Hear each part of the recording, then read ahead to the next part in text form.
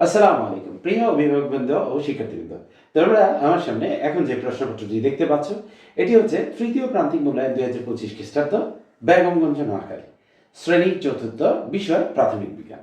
আমরা যদি আবারও চলে আসি, আমাদের আজকের যে প্রশ্নপত্রটি রয়েছে সেটি হচ্ছে তৃতীয় প্রান্তিক মূল্যায়ন 2025 খ্রিস্টাব্দ, বেগমগঞ্জ নোয়াখালী, শ্রেণী চতুর্থ, বিষয় প্রাথমিক বিজ্ঞান। এখানে সময় দেওয়া আছে 2 ঘন্টা 30 মিনিট, পূর্ণমান হচ্ছে 100। আমরা যদি একেবারে শুরুতে চলে আসি, 1 নঙে রয়েছে সঠিক উত্তরটি উত্তরপত্রে লেখো। আমি আবারও বলছি, 1 নঙে বলা হয়েছে সঠিক উত্তরটি উত্তরপত্রে লেখো। এখানে 1 থেকে 10 পর্যন্ত মোট 10টি প্রশ্ন রয়েছে এবং প্রতিটি প্রশ্নে আবার 4টি করে অপশন রয়েছে। এখন এই অপশনগুলো বা উত্তরগুলোর মধ্যে থেকে আমি কি করব, সঠিক উত্তরটি খাতায় লিখব। আমার একে, টেলিভিশন নিচের কোন প্রযুক্তির অন্তর্ভুক্ত? ক বাসস্থান, খ বিনোদন, গ চিকিৎসা, ঘ কৃষি। 2, নিচের কোন প্রযুক্তিটি কৃষিকাজে ব্যবহার করা হয়? ক ওভেন, খ রোপণ যন্ত্র, গ কম্পিউটার, ঘ মোবাইল। 3, আবহাওয়া পরিবর্তনের প্রধান কারণ কি? ক বৃষ্টি, খ বায়ু প্রবাহ, গ কুয়াশা, ঘ মেঘ। 4, বায়ু সবসময় সচল থাকাকে কি বলে? ক বায়ুর গতি, খ বায়ুর আর্দ্রতা, গ বায়ু প্রবাহ, ঘ বায়ুর চাপ। 5, বাংলাদেশের সবচেয়ে উষ্ণ ঋতু কোনটি?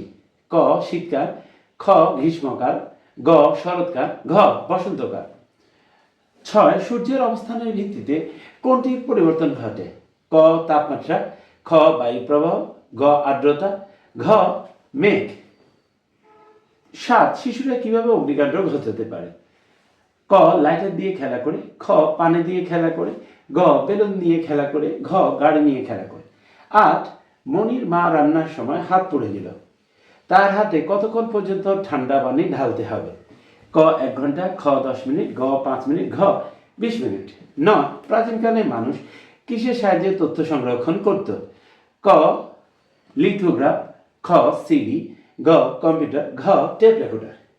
10, বাংলাদেশের জনসংখ্যা খুব দ্রুত বাড়লে কিসের চাহিদা খুব জরুরিভাবে বাড়বে? ক বিনোদন, খ শিক্ষা, গ খাদ্য, ঘ চিকিৎসা। আমার এখানে 1 নঙ্গে 1 থেকে 10 পর্যন্ত 10টি প্রশ্ন রয়েছে এবং এই 10টি প্রশ্নের সঠিক যে উত্তরটা সেটি আমি খাতায় লিখব। 2 নঙ্গে সঠিক শব্দ দিয়ে শূন্যস্থান পূরণ করো, উত্তরপত্র লেখো। 2 নঙ্গে সঠিক শব্দ দিয়ে শূন্যস্থান পূরণ করো, উত্তরপত্র লেখো। এখানে ক থেকে উ পর্যন্ত মোট 5টি শূন্যস্থান রয়েছে এবং এই শূন্যস্থানগুলো আমি খাতায় তুলব এবং এরপরে শূন্যস্থানগুলো সঠিক শব্দ দিয়ে আমি পূরণ করব। আমার কতে প্রাকৃতিক সম্পদের পরিমাণ ড্যাশ। খ পৃথিবীর ড্যাশ ক্রমাগত বাড়ছে, গ মানুষ ড্যাশ আদান প্রদানের জন্য বিভিন্ন ধরনের প্রযুক্তিকে উদ্ভাবন করেছে, ঘ আমাদের জীবন ড্যাশ খুবই গুরুত্বপূর্ণ, ও অতিবৃষ্টির ফলে ড্যাশ হয়।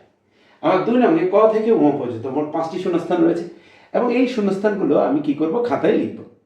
3 নঙ্গে শুদ্ধ অশুদ্ধ নির্ণয় করে উত্তরপত্রে লেখা। 3 নঙ্গে শুদ্ধ অশুদ্ধ নির্ণয় করে উত্তরপত্রে লেখা। এখানে ক থেকে ম পর্যন্ত মোট 5টি বাক্য রয়েছে এবং এই 5টি বাক্য আমি খাতায় তুলে তার সামনে শুদ্ধ অথবা অশুদ্ধ লিখব। আমরা এখানে কতে রয়েছে কম্পিউটার চিকিৎসা প্রযুক্তি, খ আবহাওয়া প্রকৃতির স্থায়ী অবস্থা, গ উট মেরু অঞ্চলের পানি, ঘ কম্পোস্ট অজৈব সার, ও আমাদের প্রাকৃতিক সম্পদ অপরন্ত। আমার 3 নঙ্গে ক থেকে উ পর্যন্ত মোট 3টি বাক্য রয়েছে এবং এই 3টি বাক্যের সামনে আমি শুদ্ধ অথবা অশুদ্ধ এই উত্তরগুলো লিখব। এরপর আমরা আমাদের প্রশ্নপত্রটির পরবর্তী পৃষ্ঠায় চলে আসব। এখানে 4 নঙ্গে বলা হয়েছে বাম পাশের বাক্যগুলোর সাথে ডান পাশের বাক্যাংশগুলোর মিল করে উত্তরপত্র লেখো। এখানে 4 নঙ্গে বলা হয়েছে বাম পাশের বাক্যাংশগুলোর সাথে ডান পাশের বাক্যাংশগুলো মিল করে উত্তরপত্র লেখো। এখানে আমার একটি টেবিল রয়েছে, এখানে রয়েছে বাম পাশ ডান পাশ। বাম পাশে রয়েছে খনিজ এবং শিলা, খতে কৃষি প্রযুক্তি, গতে প্রাথমিক চিকিৎসা, ঘতে রয়েছে গুহার দেয়ালের ছবি। আর এখানে ডান পাশে রয়েছে দ্রুত সাময়িক সেবা প্রদান, ধাতব মুদ্রা তৈরিতে সেচ প্রাম, চাকা, লিথোগ্রাফ। আমরা এখানে 4 নঙ্গে বাম পাশের বাক্যাংশের সাথে ডান পাশের বাক্যাংশে মিল করে আমি উত্তরপত্র লিখব।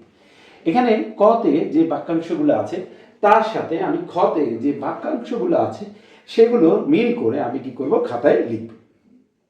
এরপরে 5 নঙ্গে চলে আসি। 5 নঙ্গে বলা হয়েছে নিচে প্রশ্নগুলোর সংক্ষেপে উত্তর দাও, যে কোনো 10টি। 5 নঙ্গে নিচের প্রশ্নগুলোর সংক্ষেপে উত্তর দাও, যে কোনো 10টি। এখানে ক থেকে ঠ পর্যন্ত মোট 12টি প্রশ্ন রয়েছে। 12টি প্রশ্ন থেকে যে কোনো 10টি প্রশ্নের উত্তর আমি খাতায় লিখব। এর কতে আছে বিনোদনের জন্য কী ধরনের প্রযুক্তি ব্যবহৃত হয় এমন 3টি প্রযুক্তির নাম লেখো। খতে 3টি চিকিৎসা প্রযুক্তির নাম লেখো। গতে আবহাওয়ার উপাদানগুলোর নাম লেখো। ঘতে কুয়াশা ও শিশিরের মধ্যে 2টি পার্থক্য লেখো। উতে কিভাবে আগুনে পোড়া ব্যক্তির প্রাথমিক চিকিৎসা করতে হয়। চতে বাড়িতে ঘটে এমন 3টি দুর্ঘটনার নাম লেখো। ছতে তথ্য সংগ্রহের 4টি উৎসের নাম লেখো। জতে বনভূমি ধ্বংসের ফলে কি কি ঘটতে পারে। ঝতে জনসংখ্যা বৃদ্ধির অন্যতম প্রধান কারণ কি। ইয়তে মানুষের বনভূমি ধ্বংস করার জন্য 3টি কারণ লেখো। টতে জলবায়ু সম্পর্কে 3টি বাক্য লেখো। ঠতে পশু পাখির আবাসস্থল নষ্ট হচ্ছে কেন। আমার 5 নম্বরে বলা হয়েছে নিচের প্রশ্নগুলোর সংক্ষিপ্ত উত্তর দাও। এখানে ক থেকে ঠ পর্যন্ত যে প্রশ্নগুলো আছে এগুলো থেকে আমি যে কোনো পছন্দ মতো যে কোনো 10টি প্রশ্নের উত্তর খাতায় লিখব। এরপরে 6 নম্বরে চলে আসি। 6 নম্বরে বলা হচ্ছে নিচের যে কোনো 4টি প্রশ্নের উত্তর দাও। 6 নম্বরে নিচের যে কোনো 4টি প্রশ্নের উত্তর দাও। কতে মানুষ কিভাবে বনভূমি ধ্বংস করছে। বাড়তি জনসংখ্যা প্রাকৃতিক সম্পদের উপর কি প্রভাব ফেলছে 5 বাক্যে লেখো। ক মানুষ কিভাবে বনভূমি ধ্বংস করছে। বাড়তি জনসংখ্যা প্রাকৃতিক সম্পদের উপর কি প্রভাব ফেলছে 5 বাক্যে লেখো। খতে আবহাওয়া জলবায়ু বলতে কি বোঝো। আবহাওয়া ও জলবায়ুর মধ্যে 3টি পার্থক্য লেখো। খতে আবহাওয়া ও জলবায়ু বলতে কি বোঝো। আবহাওয়া ও জলবায়ুর মধ্যে 3টি পার্থক্য লেখো। কতে মনে করো তোমার বন্ধু জঙ্গলের পাশে খেলার সময় সাপে কাটলো, এখন তোমার করণীয় কি। সাপে কাটা রোগীর ক্ষেত্রে প্রচলিত 2টি কুসংস্কার লেখো। সাপে কাটা প্রতিরোধের 4টি উপায় লেখো। গতে মনে করো তোমার বন্ধু জঙ্গলের পাশে খেলার সময় সাপে কাটলো, এখন তোমার করণীয় কি। সাপে কাটা রোগীর ক্ষেত্রে প্রচলিত 2টি কুসংস্কার লেখো। সাপে কাটা প্রতিরোধের 4টি উপায় লেখো। ঘতে কুয়াশা কি, মেঘ কিভাবে সৃষ্টি হয়, আবহাওয়া জলবায়ুর মধ্যে 2টি পার্থক্য লেখো। গতে কুয়াশা কি, মেঘ কিভাবে সৃষ্টি হয়, আবহাওয়া জলবায়ুর মধ্যে 2টি পার্থক্য লেখো। ও তথ্য সংগ্রহের 4টি উৎসের নাম লেখো। তথ্য সংগ্রহ কেন গুরুত্বপূর্ণ এবং তথ্য বিনিময়ের সময় কোন কোন বিষয়ের প্রতি মনোযোগী হতে হবে 4টি উদাহরণ লেখো। ও তথ্য সংগ্রহের 4টি উৎসের নাম লেখো। তথ্য সংগ্রহ কেন গুরুত্বপূর্ণ, তথ্য বিনিময়ের সময় কোন কোন বিষয়ের প্রতি মনোযোগী হতে হবে 4টি উদাহরণ লেখো। চ জনসংখ্যা ঘনত্ব বলতে কি বুঝো। পরিবেশের উপর জনসংখ্যা বৃদ্ধির ক্ষতিকর প্রভাব লেখো। জনসংখ্যা সমস্যা সমাধানে বিজ্ঞান ও প্রযুক্তির 4টি ভূমিকা লেখো। চ জনসংখ্যার ঘনত্ব বলতে কি বুঝো। পরিবেশের উপর জনসংখ্যা বৃদ্ধির 2টি ক্ষতিকর প্রভাব লেখো। জনসংখ্যা সমস্যা সমাধানে বিজ্ঞান ও প্রযুক্তির 2টি ভূমিকা লেখো। প্রিয় শিক্ষার্থীরা, আমরা যদি একটু লক্ষ্য করি আমাদের এই যে প্রাথমিক বিজ্ঞান প্রশ্নপত্রটি রয়েছে, এখানে প্রথমে রয়েছে সঠিক উত্তরটি খাতায় লেখো, শূন্যস্থান পূরণ করো, শুদ্ধ অশুদ্ধ, বাম পাশ ডান পাশ, নিচের প্রশ্নগুলোর সংক্ষিপ্ত উত্তর লেখো। এছাড়া নিচের যে কোনো 4টি প্রশ্নের উত্তর দাও। আমার এখানে যে প্রশ্নপত্রটি প্রণয়ন করা হয়েছে এটা মূলত তৃতীয় প্রান্তিক মূল্যায়ন পরীক্ষার ভিত্তিতে সিলেবাসের ভিত্তিতে আমার কি করা হয়েছে প্রণয়ন করা হয়েছে।